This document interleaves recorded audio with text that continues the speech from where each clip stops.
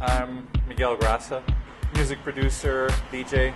I have been in the music business since the late 80s. My first release was in 1987 with a band called Ballyhoo. I released my first solo 12-inch in 1991 on my own label called Front Records.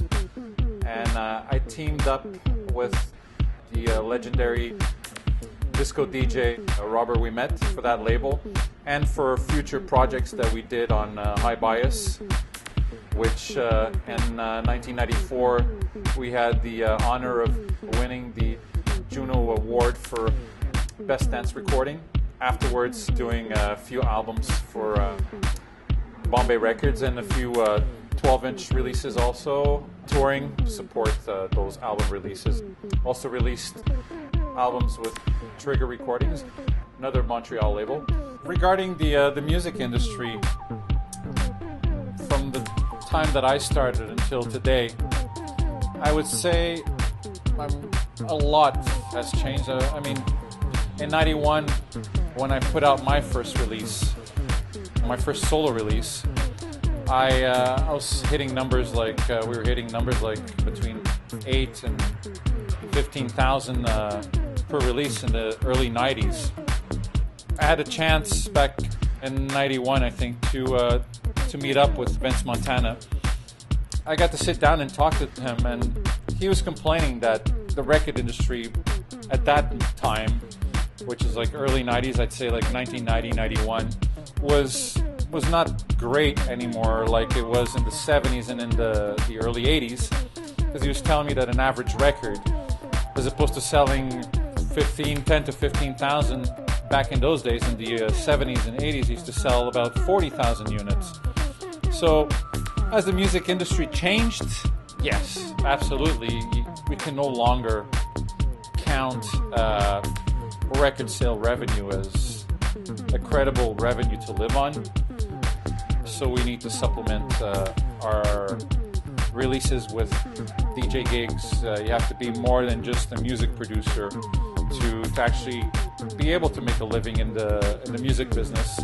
You need to have multiple skills, from production to promotion, to be able to make anything substantial happen.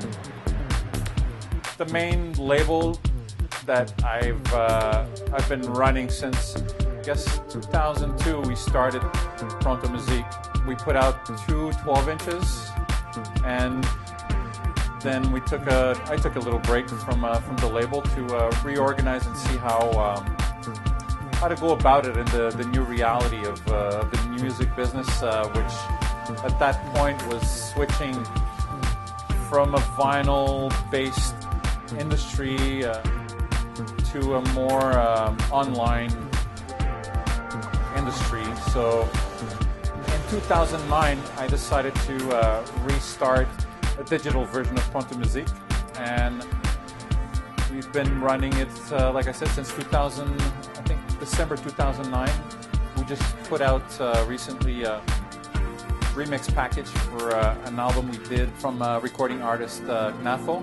We have a bunch of other new things coming out on the label, including, which I'm very excited about, we're working on the next Nafo album, and we're doing a film to promote this album, a short film. So I'm very excited about this project. And with Pronto, it's the kind of label that I like to think that it's one of these labels where you can do the music, and we're very into the music, but we also wanted to have this artistic side where we can do films for the albums, we can do art, and it's all part of the same message and the same thing. And then I have another label which is called Release the Pressure, which I started because I kind of wanted to have a more basic idea for a label that was more inclined for the dance floor. With the same name, I do a radio show which is called Release the Pressure on Motion FM. I always feel like I'm searching for treasure in a way, you know. There's songs that I heard maybe like 30 years ago, and sometimes I end up I don't have them, and I end up finding them somewhere, and I'm just amazed. I'm like, finally, I found you also. So it's kind of like this quest to find kind of like these songs that